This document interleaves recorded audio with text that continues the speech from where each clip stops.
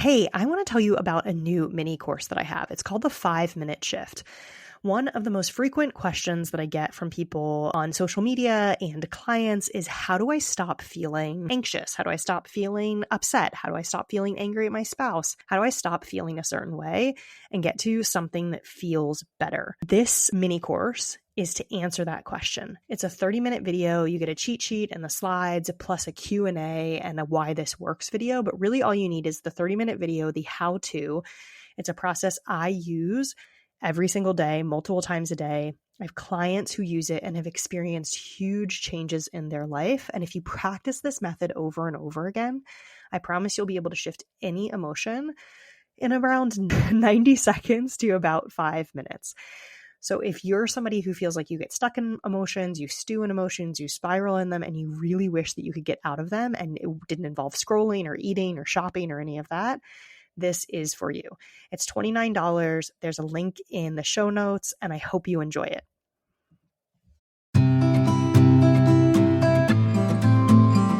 Welcome to Millennial Midlife, the podcast for high-achieving millennial women who've checked all of the boxes, career, family, success, or whatever your boxes are, but still feel burned out, overwhelmed, and wondering, is this all there is?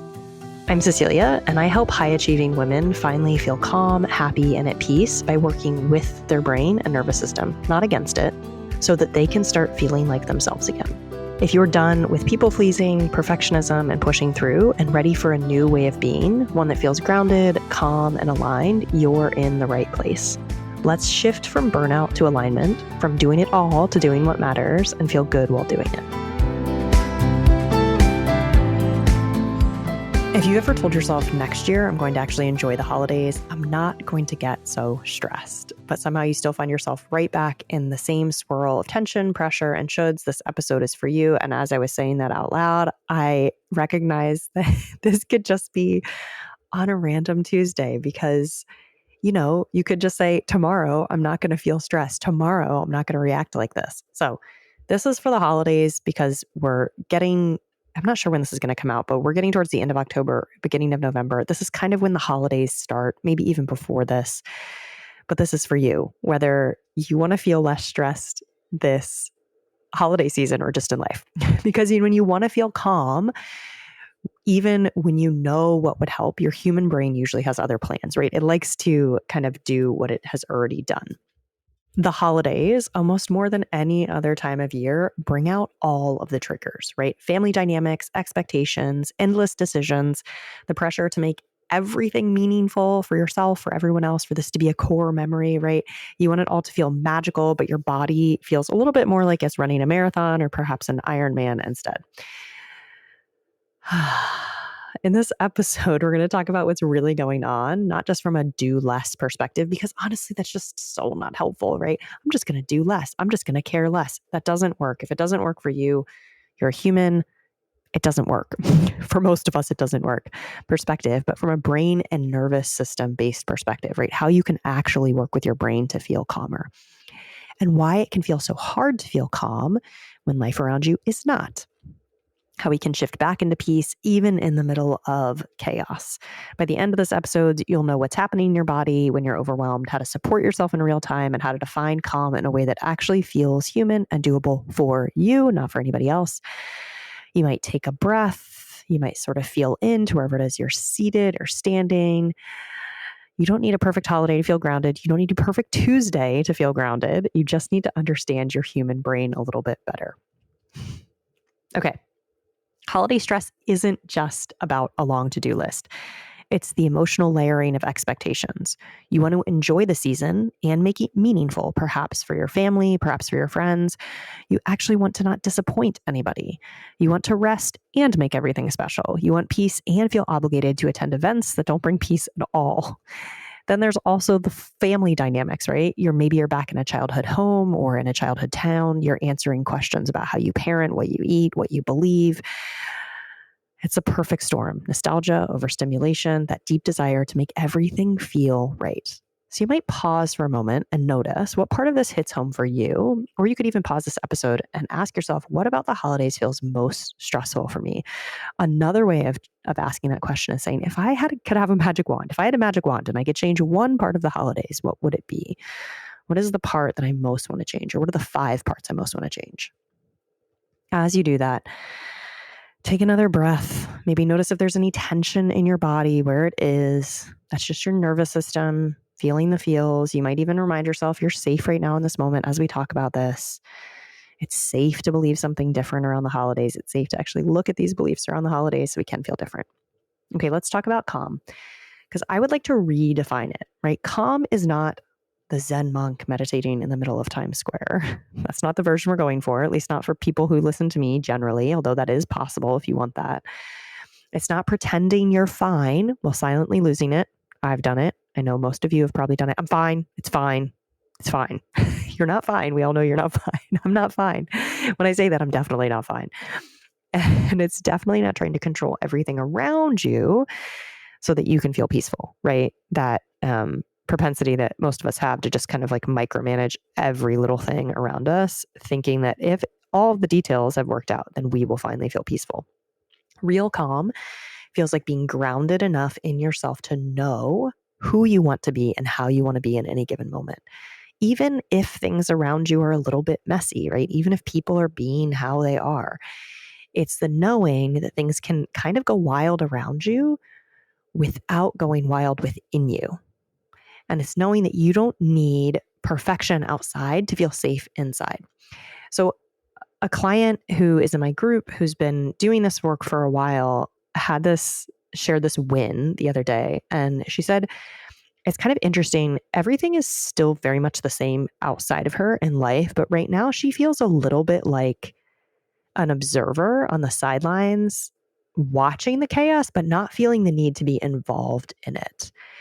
And she doesn't feel removed in the sense that she's like in a bad way. It feels really good, right? She feels calm. There are all these other things happening. But instead of trying to force change or trying to manipulate things around her so she can feel a certain way, she is actually just feeling calm. So that's that feeling. Calm is authenticity with kindness. It's staying in your lane emotionally. It's taking responsibility for your own state, but not for everyone else's, right? You cannot make other people feel any certain way, but you can influence how you feel. Take another breath, right? We're going to incorporate these into the episodes maybe. You might put a hand on your heart or on your belly, right? Breathe into your belly. Give yourself that reminder. You might ask yourself, what would it feel like in your body to know that peace doesn't depend on other people? Peace doesn't depend on everything outside of you happening perfectly. It depends on you working with yourself in an empowering way, right? Okay, here's what's happening underneath all of it. Here's what's happening in your body. Your brain is basically in fight or flight mode for I originally wrote December, but honestly, I don't know, starting like mid-October, it's in fight or flight mode for most of us because you're juggling extra responsibilities, the overstimulation of everything that's happening, the old emotional pattern, that itchy sweater when it's really hot inside. Your brain is scanning for threats everywhere, and it blames everything that's happening outside of us. Slow shipping times, Uncle Joe's comments, the kids' meltdown, the burnt cookies, on the stress, right? On what's happening within us. What's actually happening is that your nervous system is dysregulated. You're in that sympathetic nervous system response. And when that happens, your body, your brain is saying like, danger, danger, danger, danger. And this part of your nervous system, this part of your brain doesn't really know truth from fiction, doesn't know time. And so even just thinking about the holidays can often put us in this danger mode and this stress mode. And we have this impetus to fix external things, to force ourselves to do more, to try and make things perfect because we think, or just to disconnect, right? That's the other thing. We're like, oh, I'm going to Costa Rica for the holidays this year. I'm just out of it, which of course you can do if you want to do. But if you're running away from this sensation and this feeling, that's not the answer because it's not going to bring regulation, right? Regulation comes from helping to regulate yourself, from acknowledging what's causing the dysregulation and moving into it. The fix is not to control all the external things because you can't. I know, I've tried. You've probably tried. Doesn't really work. It's not to The fix is, it's not to do the outside thing, right? The fix is to turn inward and listen to what's happening within you and work with yourself there. Provide the regulation for yourself so that you can show up how you want to. Meeting yourself where you are, regulating your system, bring yourself back to peace, because that's all within your purview. Those are things that are actually quite possible for you to do. If you're someone who usually handles everything, the one who makes the magic happen, the season can hit especially hard. Actually, this season can hit especially hard for so many different reasons, right? Your own childhood around holidays, this desire to make everything happen really perfectly, watching other people and how they make it happen, all these things. The holiday, so you could even ask again, why is this so hard for me? What do I think it is for me? But the holidays are basically a mirror for your brain's perfectionism, your brain's people pleasing, your brain's however it handles other stress. You're just seeing it more in the holidays. You probably already have high standards. You probably already want to do things really well. You probably already tell yourself that if you do things well, things will turn out better. You'll be happier. And the season adds in, be thoughtful, be festive, be organized, be emotionally available for everyone, be everywhere all at once and enjoy it and have fun, right? And your brain thinks that if you just get it all right, you'll finally feel calm. But in fact, that's backwards, right? Calm doesn't come from performance. It comes from permission to let things be imperfect, permission to be human, permission to choose you in small moments. Calm comes from that regulation, from that meeting yourself wherever you are in each moment. So you might ask yourself, where am I trying to earn calm through control? Where am I trying to control or contrive my way into the sense of peace? Let's bust a few myths around calm, because I hear them all the time. Calm isn't everyone around you acting perfectly. It's not life lining up exactly how you pictured, right? That view in our head. I have this picture of one of my kids drawing something. And me, I don't even have to put it on my kids. I can picture myself. I want to draw something, right? I want to create something. I want to make a cake. And I have this idea in my head of what it's supposed to look like, taste like, be like, how an event is supposed to go. And when things in reality don't line up with what goes on, what I think needs to happen in my head, there's a lot, that dissonance causes so much stress, right? It's other people's. Calm is not other people never saying triggering things to us or other people behaving exactly how we think they should. It also doesn't mean having no external demands, right? Calm isn't something that happens when reality behaves. Calm is something that happens when you finally decide to create it for yourself, when you decide to meet reality differently. Okay, before the holidays, how do you work with yourself, right? So we've talked about, and you might not have even needed that whole intro part, like why do you feel not calm during the holidays? Most of us can probably list that off. Most of us would probably come up with a list of everything outside of us. And so what I want you to take away from that first part of the episode is that while we think that the calm will come when everything outside of us behaves, and we want to blame everything outside of us for us not feeling calm, in fact, the calm comes from within you. And you have the capacity to help yourself feel calm no matter what is happening outside of you. And this doesn't mean lying to yourself or gaslighting yourself or turning a blind eye to the realities of the world around you. It means actually acknowledging them, working with your own thoughts, and then deciding how you want to show up to them.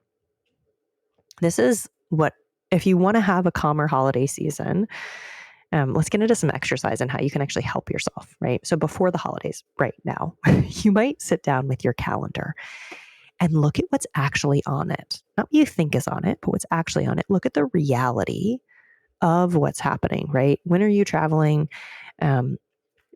If you're very organized, you might have something on there like when you want to order your holiday cards or order gifts or whatever it is, right? You can make your calendar as detailed as you want it to. But as you look of even just the rough outline of what it is that is already on your calendar or what you think you have to do this year, so you could also write the list of what you think you have to do this year, you might ask yourself, what is most important to me? How do I want to feel this holiday season? What is a demand that I have versus a true desire? And who do I want to be through all of this? So you can write those questions down. You can come back to them. You can pause this episodes and work through them. If you work through them, you'll learn a lot about yourself. The clarity alone in this is a nervous system regulator because you're actually becoming aware of all these things that are in your brain, these kind of subconscious threats and triggers and these kind of like things that these like strings that are pulling on us that we don't even know they're pulling on us, right? And even just seeing them is really helpful, right? Oh, that's there. I'm feeling the demand to do all of these things, right? I feel the demand to I don't know, do 10 of these things that are on this list that I don't actually really want to do. Becoming aware of your own intentions for how you want to feel is also really powerful, because that starts to direct your brain. When you say, I want to feel connected during the holiday season, or I want to make sure that we have a few moments of a little bit of magic, whatever that means for me this season, then you can kind of feel into that. You can ask what that might look like, and you can start to cull things on your list, or you can start to arrange them based on your own desires. During the season, or just during life, when things feel really stressful, you might pause and ask yourself, what's really coming up right now? What is triggering me? What is the story within me that's creating the feeling within me? Perhaps what am I trying to control on the outside, and how do I think or what am I trying to do outside of me? And how do I think that's going to make me feel on the inside? Because that's the real teller, right? I want people to give me space so I can feel like I have time too, right? You really actually want the time, right? What story am I telling myself that's causing this stress?